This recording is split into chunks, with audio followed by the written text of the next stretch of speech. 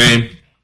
So WWDC just happened, and I wanted to go ahead and go over some notes that I had, so you guys can see what happened here and what was going on. So I want to go ahead and I'm going to start off actually exactly like how they did with Vision OS 2. So Vision OS 2 was talked about. It's coming later this fall, so pretty much expect it around the same time as normal. Other OSs come out. I believe this is going to come out with the other ones. It may not. It may not come out in September like the rest of them do, but I believe this will. So this is very small update. I'm going to be honest with you. I think this was the most underwhelming update I thought would happen. I also thought some other things were going to be coming to Vision OS that seemingly didn't happen, but we're here to talk about what did happen. So I do know that Apple Intelligence came out along with this. There's going to be 2 separate videos. That's going to be its own separate video. There's a lot more I have to dive into that one, so that one's going to be pretty lengthy. This is going to be pretty much a synopsis of what happened in each of the OSs. So Vision OS 2, you can create spatial photos from any 2D images, from any photo in your app. You are able to make it into a spatial photo along with spatial video as well. You're able to share play for photos of showing them how it became spatial photos, a redesigned photo app that keeps your library pretty organized by spatial photos. You're able to edit spatial videos with Final Cut Pro. Now that's going to happen later on down the line with Apple Vision Pro, but you are able to do that through your Mac preview, be able to bring it up onto your Vision Pro and then edit it, your spatial videos from there. So pretty cool. It will trim any video at an epic scale. New gestures for easy navigation. New custom home view look, and a now panoramic productivity view of the Mac virtual display. That's also going to be happening later on than when Vision OS Vision OS 2 comes out. And then new environments and capabilities with the Magic Mouse, along with watching videos in Safari. Gets more cinematic as you're able to do a background onto the video. That's really along with a guest user for videos.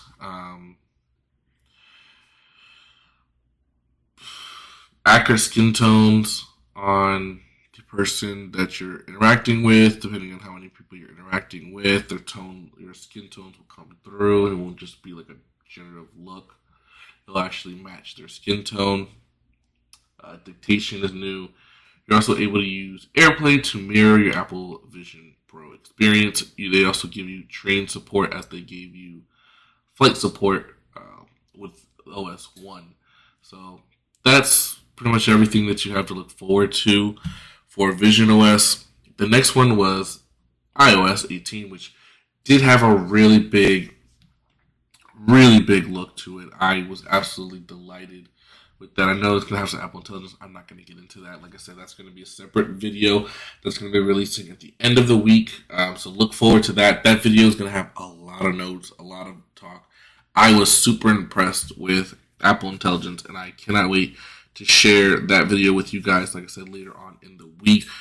This video is going to be coming out before it. There's going to be another video in between, and then there's going to be that Apple Intelligence video. That's going to be probably 30 to 45 minutes. Just wanted to go ahead and put it out there. It's going to be a lengthy video. It's going to describe everything that was coming to Apple Intelligence, what it means, what it doesn't mean, what devices are able to use it, what devices aren't able to use it. So make sure to stay tuned for that. That's going to be an absolute awesome video to put out for you guys. But let's get back to the iOS. So the iOS update, phenomenal job with the personalized your home screen layout.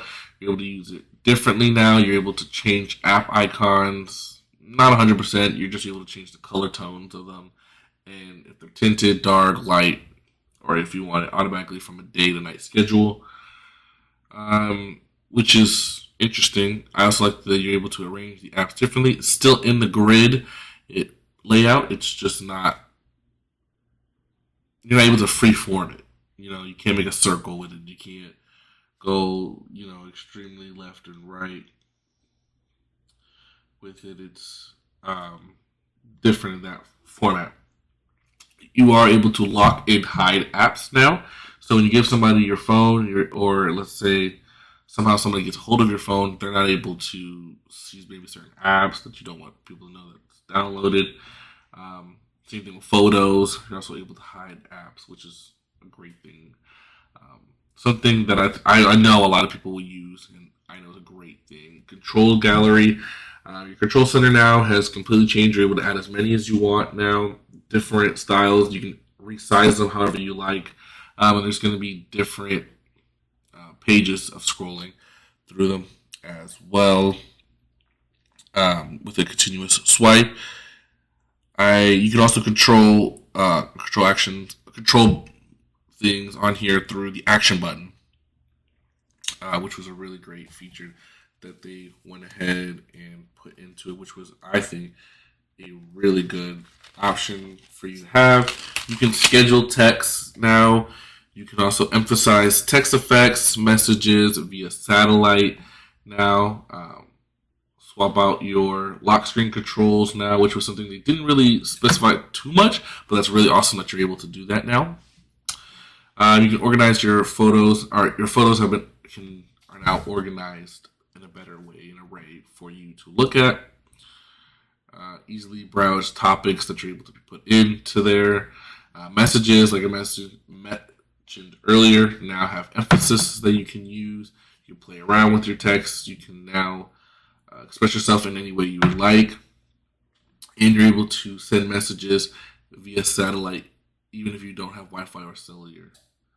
And you can also do a schedule of the message, like I mentioned, and it also supports RCS now support. And you do have the mail app, but this is going to be coming, I believe, a little later. This is not going to be coming out when the rest of iOS 18 comes out, so you will have to get that at a later time, but get it right. So it's able to categorize your primaries. It's also able to group messages from scans. It's able to, for Safari, introduce highlighted moments. Also able to redesign Reader to give you the highest level of summary, which is awesome. By the way, you also get a passwords app. Finally, I've been waiting for iOS to get this for the longest, and this is going to come across iPhone, iPad, and Macs. By the way, this whole update for iOS is also going to be coming to iPadOS. It's also going to be coming to macOS. Sequoia. Also, you're able to download topography maps. You're also going to be able to download topography maps, trails for you to download. So it'll give you step by step how to get from where you started at to where you need to end, to back, right? So that's super important for people that go on hikes a lot that aren't going to be able to be connected. So to have this being able to download these topography maps are crucial. And I wish you could do this without having to do maps and topography maps. I wish you were able to do this with regular maps, which I believe, I don't know if you're able to do that yet. I haven't heard that, but if you are, that's another thing that's great. Game mode now, so it's pretty much like how you have it, game mode on Mac, where it will use all of its power to play the game that you are looking for to give you great performance. Everything in the background is going to be minimized. And now it's able to be more responsive with the AirPods and the gaming controller, with making it incredibly responsive.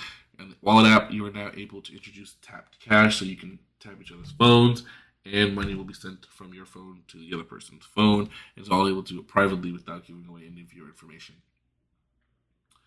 Along with pay using rewards or pay in installments. So now you're able to do this. Event tickets and new event guidelines as well has been given.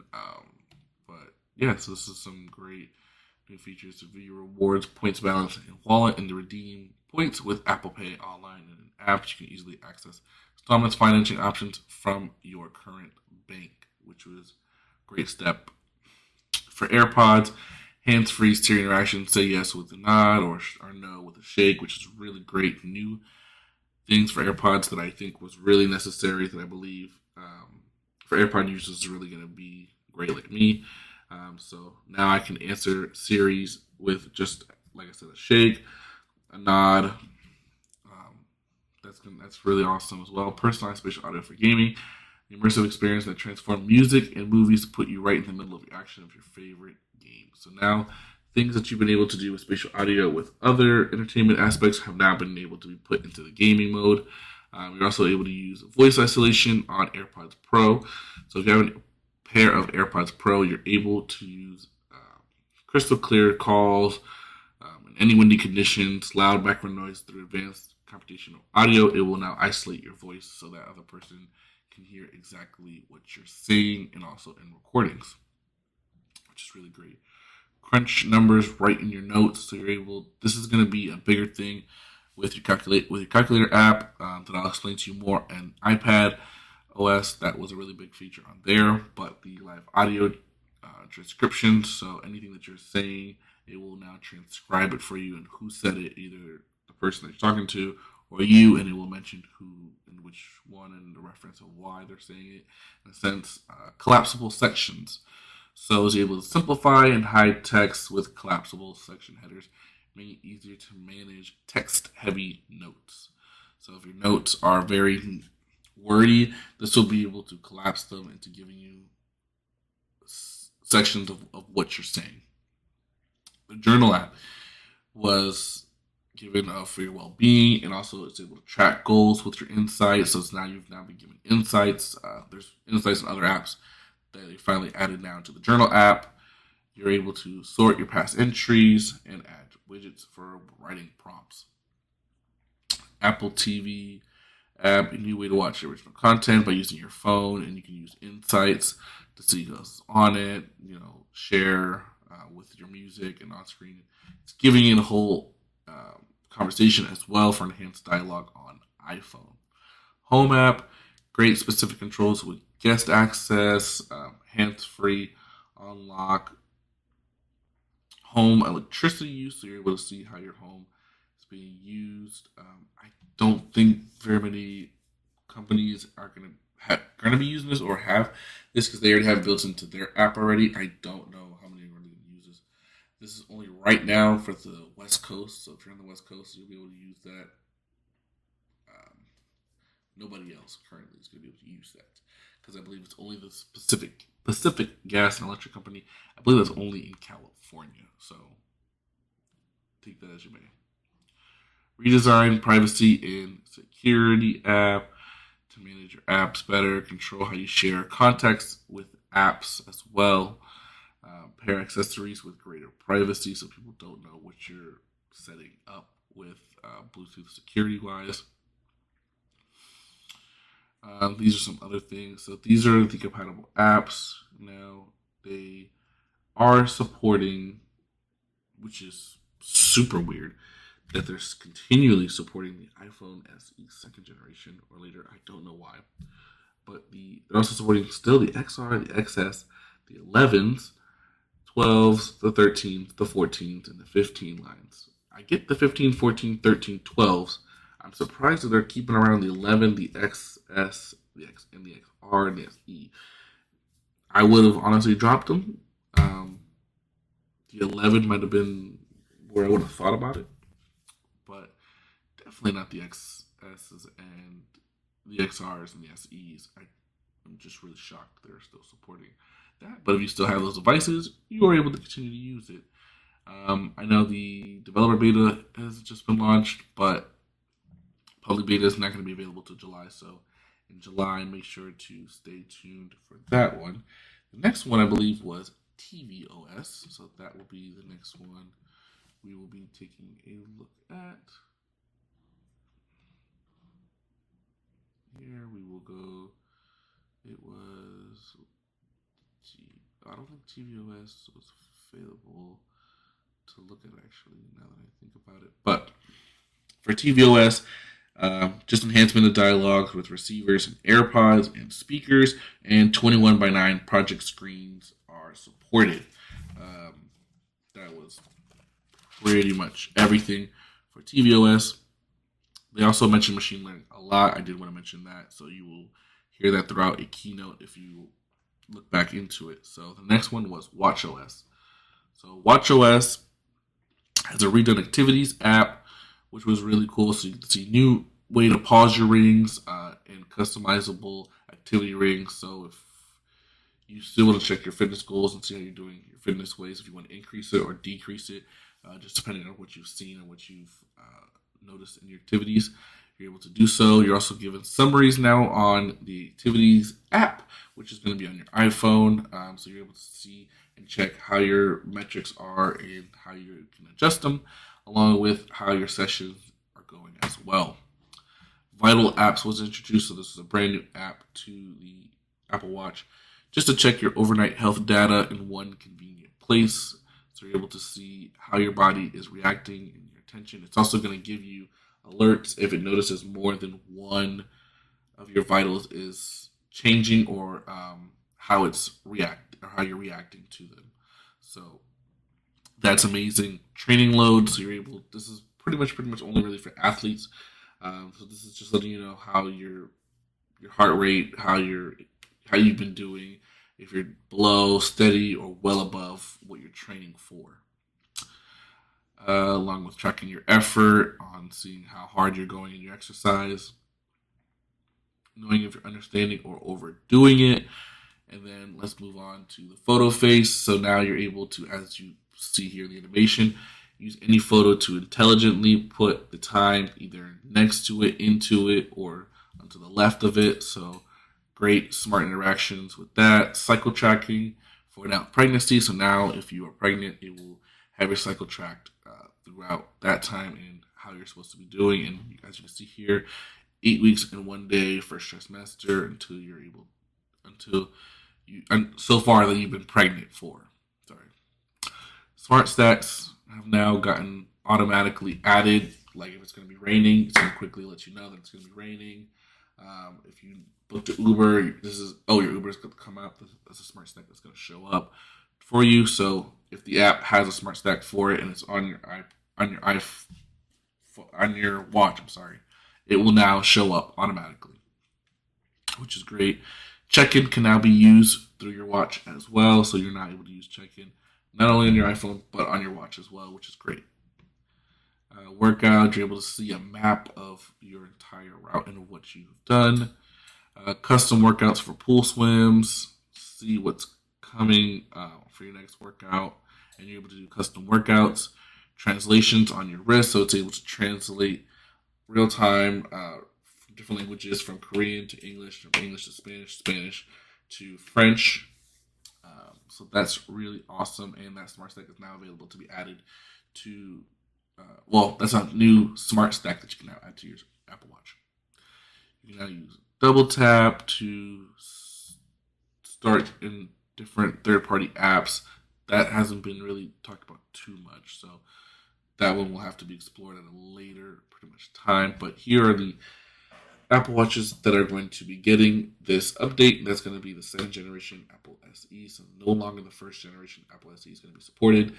The 6, the 7, 8, the 9, the Ultra, and the Ultra 2. So not that many watches that are going to be supporting it, guys. So really, if you have an older watch than the 6 or you have an SE 1st generation, please note that you will not be getting this update, so you need to upgrade your watch. Next one, I believe, was iPadOS. Yep, I was right. So it's iPadOS. Here is where things get totally... I was really loving the watchOS, the tvOS, the iPhone OS, or iOS. Didn't like visionOS. And here's where iPadOS kind of lost me a little bit. It didn't give me any new capabilities that I didn't already have. It just added on to what was already there.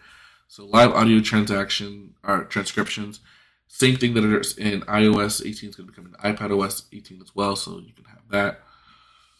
Handwriting with smart scripts, so you're able to smoothen out, and it knows your handwriting and it's able to make it look good and more legible for people to read and for you to also read. You're able to highlight certain things in different colors, collapsible sections, just like I mentioned before. Calculator app finally comes to iPad, and now it's a way smarter iPad. It's a way smarter calculator app with using math notes. So anytime you use an equal sign, and it supports the variables as well, it will automatically give you the answer to it, along with you can give it graphs as well, which is really interesting and really great. So this iPad is really now, for me, the having the Apple Pencil or the Logic Crayon or any third party pencil support is now mandatory. I think for me, I think this is something that absolutely was definitely needed. We definitely need a calculator app, and for them to bring this features onto it is really the biggest thing for me. It's going to give me great feeling of wanting to really not only use it but also to use this app for all my calculations. Rearrange apps same way you could on the iPhone. Pretty much nothing really changes. Same thing. You're able to use the locked and hidden apps on here as well. Same thing with Command Center. Nothing really changes there. Photos doesn't change. Messages doesn't change. Game mode has now been added to the iPad, but it's the same as the other ones, like I mentioned.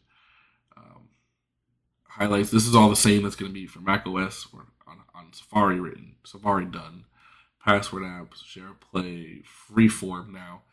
It's a little different. So freeform, let's organize, label, and reorder the content now, improve diagramming and layouts, and apps on iPad are now redesigned. And you also do have a tab bar, which I really liked. So you're able to use the tab bar to get in and out of apps pretty quickly. And updated document browser, right? Yeah, browser. And that is it for the iPad. Really small update, and I'm pretty sad about it.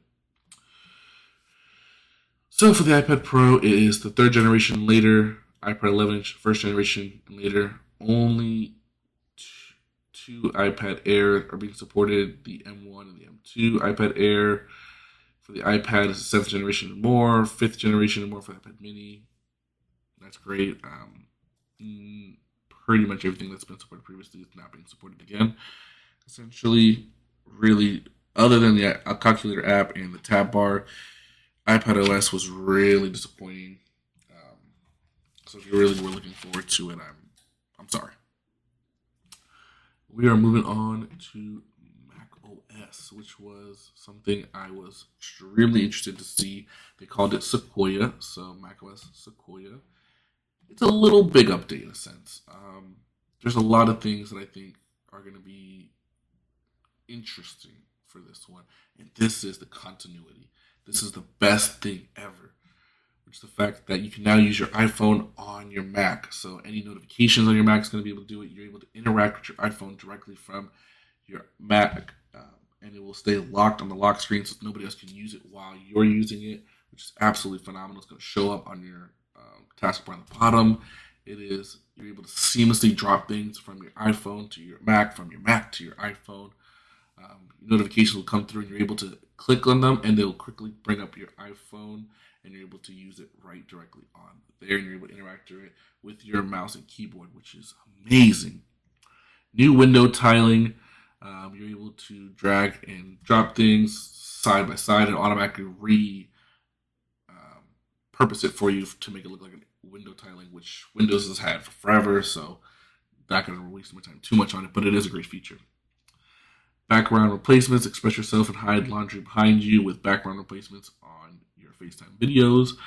Presenter preview, which is going to give you the ability to video call someone and not share everything, just share maybe a certain app or two, so it won't be an overshare if certain things pop up on your screen. Safari got a great redone with highlights, quickly pull up information to give you better insight, and will smartly give you directions or call when needed. More control on web video. It will automatically go into a picture-by-picture mode if it sees that you're looking at other things. A smarter redesigned reader with a table of contents and high level of summary to tell you the gist of an article. And obviously the password apps is going to be on here as well. Much more games are going to be coming to here. Assassin's Creed Shadows, the new Prince of Persia, World of Warcraft, the Warcraft Within. Control is going to be on here. So and the new API 2 is going to be coming out for Mac, along with great Manager Metal 3. So we will be seeing a lot of games come to Mac. I know Power World's on Mac as well. Assassin's Creed Mirage just got put on Mac, and it's also Shadows are going to be now iPad as well. So great things are coming to great things are coming to Mac. Was really happy with what Mac OS Sequoia brought to me. I knew it wasn't going to be huge, but what it did give me was excellent, and I really appreciated that. And here are the Macs that are supported 2019 and later.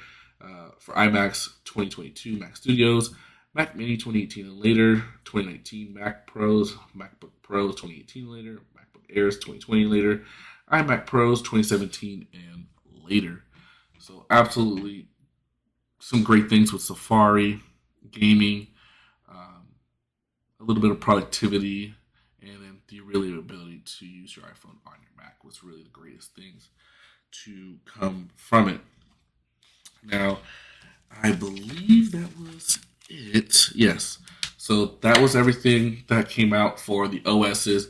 Make sure to like, subscribe, hit the notification bell. Like I said, Apple Intelligence video is going to be coming out at the end of the week. I really want to dive a little bit more into it first before I give you guys anything and let you guys know what are some updates, what are some things that are going to be coming with Apple Intelligence. I took a lot of notes on this presentation. It was a really long presentation, but I really got informative and I really enjoyed it. It's about 2 hours long. I think it was one of their longest videos that they've ever put out when it comes to dropping it. But make sure to like, subscribe, hit the notification bell, and I will see you guys in the next one. Thank you guys for watching my latest video. Make sure to like, subscribe, and hit the notification bell, and I'll see you guys in the next one. Peace.